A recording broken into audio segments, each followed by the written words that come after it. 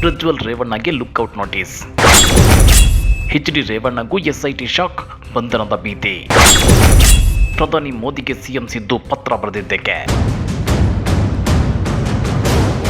ಅಶ್ಲೀಲ ವಿಡಿಯೋ ಪ್ರಕರಣದ ಆರೋಪಿಯಾಗಿರೋ ಸಂಸದ ಪ್ರಜ್ವಲ್ ರೇವಣ್ಣಗೆ ಎಸ್ಐಟಿ ಈಗಾಗಲೇ ಲುಕ್ಔಟ್ ನೋಟಿಸ್ ಜಾರಿ ಮಾಡಿ ಬಂಧನಕ್ಕೆ ಬಲೆ ಬೀಸಿದೆ. ಮತ್ತೊಂದು ಕಡೆ ಜೆಡಿಎಸ್ ಶಾಸಕ ಪ್ರಜ್ವಲ್ ತಂದೆ ಎಚ್.ಡಿ. ರೇವಣ್ಣಗೂ ಎಸ್ಐಟಿ ಶಾಕ್ ಕೊಟ್ಟಿದೆ. ಯಾವುದೇ ಕ್ಷಣದಲ್ಲಿ ಬೇಕಾದರೂ ಎಚ್.ಡಿ. ರೇವಣ್ಣ ಅರೆಸ್ಟ್ ಆಗೋ ಸಾಧ್ಯತೆ ಇದೆ. ಹಾಗಾದ್ರೆ ಪ್ರಧಾನಿ ಮೋದಿಗೆ ಸಿಎಂ ಸಿದ್ದರಾಮಯ್ಯ ಪತ್ರ ಬರೆದಿದ್ದಕ್ಕೆ ಏನಿದು ಪ್ರಜ್ವಲ್ ಕೇಸ್ಗೆ ಬಿಗ್ ಟ್ವಿಸ್ಟ್ ಅಂದ್ರ ಅದನ್ನ ಡೀಟೇಲ್ ಆಗಿ ತೋರಿಸ್ತೀವಿ. ಆದ್ರೆ ಅದಕ್ಕಿಂತ ಮೊದಲು ನಮ್ಮ ಚಾನಲ್ ಅನ್ನು ಸಬ್ಸ್ಕ್ರೈಬ್ ಮಾಡ್ಕೊಳ್ಳಿ. ಹಾಗೇನೇ ಪಕ್ಕದಲ್ಲಿರೋ ಬೆಲ್ ಬಟನ್ ಅನ್ನು ಪ್ರೆಸ್ ಮಾಡಿ. ಸಂಸದ ಪ್ರಜ್ವಲ್ ರೇವಣ್ಣ ಜಗತ್ತಿನ ಯಾವುದೇ ಮೂಲೆಯಲ್ಲಿದ್ದರೂ ಅವರನ್ನ ಹಿಡಿದು ತರ್ತೀವಿ ಅಂತೇಳಿ ಸಿಎಂ ಸಿದ್ದರಾಮಯ್ಯ ಹೇಳಿದ್ದಾರೆ. ಸಿದ್ದರಾಮಯ್ಯನವರ ಈ ಮಾತು ದಳಪತಿಗಳ ಎದೆಯಲ್ಲಿ ಅವಲಕ್ಕಿ ಕುಟ್ಟಿದಂತಾಗಿದೆ. ನಿಮಗೆ ಗೊತ್ತಿರಲಿ, ಸಿದ್ದರಾಮಯ್ಯ ಮತ್ತು ದಳಪತಿಗಳ ಮಧ್ಯೆ ಸುಮಾರು 1.5 ದಶಕದಿಂದ ಎಣ್ಣೆ ಶೀಗಕಾಯಿಯ ಸಂಬಂಧವಿದೆ. ದಳಪತಿಗಳು ಸಿದ್ದರಾಮಯ್ಯನವರನ್ನ ಕಾಂಗ್ರೆಸ್ನಲ್ಲೇ ಸೈಡ್ಲೈನ್ ಮಾಡೋದಕ್ಕೆ ನೋಡಿದ್ರೆ ಸಿದ್ದರಾಮಯ್ಯ ದಳಪತಿಗಳನ್ನ ಮಟ್ಟ ಹಾಕೋಕೆ ಕಾದು ಕೂತಿದ್ರು. ಇದೀಗ ಅವರ ಕೈಗೆ ಪ್ರಜ್ವಲ್ ರೇವಣ್ಣ ಅವರ ವಿರುದ್ಧ ಕೇಳಿ ಬಂದಿರೋ ಅಶ್ಲೀಲ ವಿಡಿಯೋ ಕೇಸ್ ಸಿಕ್ಕಿದ್ದು ಈ ಪ್ರಕರಣವನ್ನ ಸಿಎಂ ಸಿದ್ದರಾಮಯ್ಯ ತುಂಬಾ ಸೀರಿಯಸ್ ಆಗಿ ತಗೊಂಡಿದ್ದಾರೆ. ಹೀಗಾಗಿ ಆರೋಪಿ ಪ್ರಜ್ವಲ್ ರೇವಣ್ಣ ಯಾವುದೇ ದೇಶದಲ್ಲಿದ್ರೂ ಅವರನ್ನ ಹಿಡಿದು ತರ್ತೀವಿ ಅಂತ ಹೇಳುತ್ತಿದ್ದಾರೆ. ಅಷ್ಟೇ ಅಲ್ಲ, ಪ್ರಜ್ವಲ್ ರೇವಣ್ಣ ಅವರ ಪಾಸ್ಪೋರ್ಟ್ ಸಂಬಂಧ ನಾನು ಪ್ರಧಾನಿ ಮೋದಿ ಅವರಿಗೆ ಪತ್ರ ಬರೆದಿದ್ದೇನೆ. ಪಾಸ್ಪೋರ್ಟ್ ರದ್ದತಿ ಅಧಿಕಾರವಿರೋದು ಕೇಂದ್ರ ಸರ್ಕಾರಕ್ಕೆ ಮಾತ್ರ. ಆದ್ರೆ ಪ್ರಜ್ವಲ್ ರೇವಣ್ಣ ಅವರನ್ನ ಕೇಂದ್ರ ಸರ್ಕಾರವೇ ರಕ್ಷಣೆ ಮಾಡ್ತಿದೆ ಅಂತೇಳಿ ಸಿದ್ದರಾಮಯ್ಯ ಗಂಭೀರ ಆರೋಪ ಮಾಡಿದ್ದಾರೆ. ಪ್ರಜ್ವಲ್ ವಿಷಯದಲ್ಲಿ ಎಚ್ಚರಿಕೆ ಆಗೊಂದು ಮಾತು, ಈಗೊಂದು ಮಾತು. ಕುಮಾರಸ್ವಾಮಿ ಮಾತುಗಳ ಬಗ್ಗೆ ಸಿದ್ದರಾಮಯ್ಯ ಆಕ್ರೋಶ.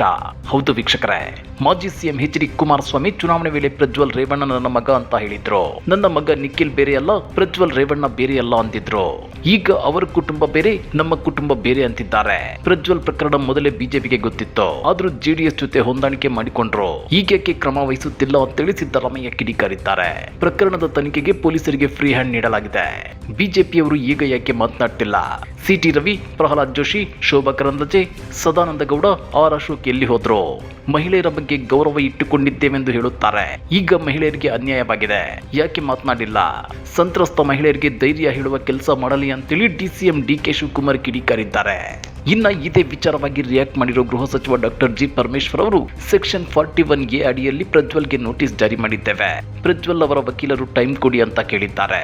ಸಮಯ ಕೊಡಲು ಅವಕಾಶ ಇಲ್ಲ ಅಂತ ತಿಳಿಸಿದ್ದೇವೆ. ಎಚ್.ಡಿ. ರೇವಣ್ಣ ಕೂಡ 24 ಗಂಟೆ ಸಮಯ ಕೇಳಿದ್ದಾರೆ. ಕಾನೂನು ಪ್ರಕಾರ ಮತ್ತೊಂದು ನೋಟಿಸ್ ನೀಡಿದ್ದೇವೆ. ಅದಕ್ಕೂ ಸ್ಪಂದಿಸದಿದ್ದರೆ ಕಾನೂನು ಕ್ರಮ ಕೈಗೊಳ್ಳುತ್ತೇವೆ. ಲುಕ್ಔಟ್ ನೋಟಿಸ್ ಕೂಡ ಜಾರಿ ಮಾಡಿದ್ದೇವೆ ಅಂತೇಳಿ ಗೃಹ ಸಚಿವ ಡಾಕ್ಟರ್ ಜಿ. ಪರಮೇಶ್ವರ್ ಹೇಳಿದ್ದಾರೆ. ಪ್ರಜ್ವಲ್ ತಂದೆ ಎಚ್.ಡಿ. ರೇವಣ್ಣಗೂ ಸಂಕಷ್ಟ. ನಿಮಗೆ ಗೊತ್ತಿರಲಿ, ಅಶ್ಲೀಲ ವಿಡಿಯೋ ಪ್ರಕರಣಕ್ಕೆ ಸಂಬಂಧಿಸಿದಂತೆ ಹಾಸನ ಸಂಸದ ಪ್ರಜ್ವಲ್ ರೇವಣ್ಣ ವಿರುದ್ಧ ಲುಕ್ಔಟ್ ನೋಟಿಸ್ ಜಾರಿ ಮಾಡಿದ ಬೆನ್ನಲ್ಲೇ ಇದೀಗ ಅವರ ತಂದೆ ಹೊಳೆನರಸೀಪುರ ಶಾಸಕ ಎಚ್.ಡಿ. ರೇವಣ್ಣ ಅವರಿಗೂ ಸಹ ಎಸ್ಐಟಿ ತಂಡ ಲುಕ್ಔಟ್ ನೋಟಿಸ್ ಜಾರಿ ಮಾಡಿದೆ. ಪ್ರಕರಣ ಸಂಬಂಧ ಬಂಧನದ ಭೀತಿಯಲ್ಲಿರುವ ಎಚ್.ಡಿ. ರೇವಣ್ಣ ದೇಶ ಬಿಟ್ಟು ಹೋಗೋದನ್ನು ತಡೆಯಲು ಎಸ್ಐಟಿ ಈ ಲುಕ್ಔಟ್ ನೋಟಿಸ್ ಜಾರಿ ಮಾಡಿದೆ. ಅಶ್ಲೀಲ ವಿಡಿಯೋ ಪ್ರಕರಣಕ್ಕೆ ಸಂಬಂಧಿಸಿದಂತೆ ಕಳೆದ 3-4 ದಿನಗಳಿಂದ ವಿಚಾರಣೆಗೆ ಹಾಜರಾಗದಿದ್ದರಿಂದ ವಿದೇಶಕ್ಕೆ ಹಾರುವ ಯತ್ನ ತಡೆಯಲು ಮುಂಜಾಗ್ರತಾ ಕ್ರಮವಾಗಿ ಎಸ್ಐಟಿ ಈ ಲುಕ್ಔಟ್ ನೋಟಿಸ್ ಅಸ್ತ್ರ ಪ್ರಯೋಗಿಸಿದೆ. ಇದರಿಂದ ರೇವಣ್ಣಗೆ ಮತ್ತಷ್ಟು ಸಂಕಷ್ಟ ಎದುರಾಗಿದ್ದು ಯಾವುದೇ ಸಂದರ್ಭದಲ್ಲೂ ಬಂಧನವಾಗಬಹುದು ಎನ್ನಲಾಗ್ತಿದೆ. ಅದೇನೇ ಇದ್ರೂ ವಿಡಿಯೋ ಹಾಗೂ ಅತ್ಯಾಚಾರ ಪ್ರಕರಣಗಳು ತೀವ್ರ ಸ್ವರೂಪ ಪಡೆದುಕೊಂಡಿದ್ದು ತಂದೆ ಮಕ್ಕಳ ಬಂಧನವಾದರೂ ಆಶ್ಚರ್ಯವಿಲ್ಲ. ಈ ಬಗ್ಗೆ ನೀವೇನಂತೀರಾ? ಕಮೆಂಟ್ ಮಾಡಿ, ವಿಡಿಯೋ ಲೈಕ್ ಮಾಡಿ, ಶೇರ್ ಮಾಡಿ. ಇಂಥ ಮತ್ತಷ್ಟು ರೋಚಕ ರಾಜಕೀಯ ಸುದ್ದಿಗಳನ್ನು ಮಿಸ್ ಮಾಡದೆ ನೋಡಬೇಕು ಅಂದ್ರೆ ನಮ್ಮ ಯೂಟ್ಯೂಬ್ ಚಾನಲ್ ಅನ್ನು ಸಬ್ಸ್ಕ್ರೈಬ್ ಮಾಡ್ಕೊಳ್ಳಿ.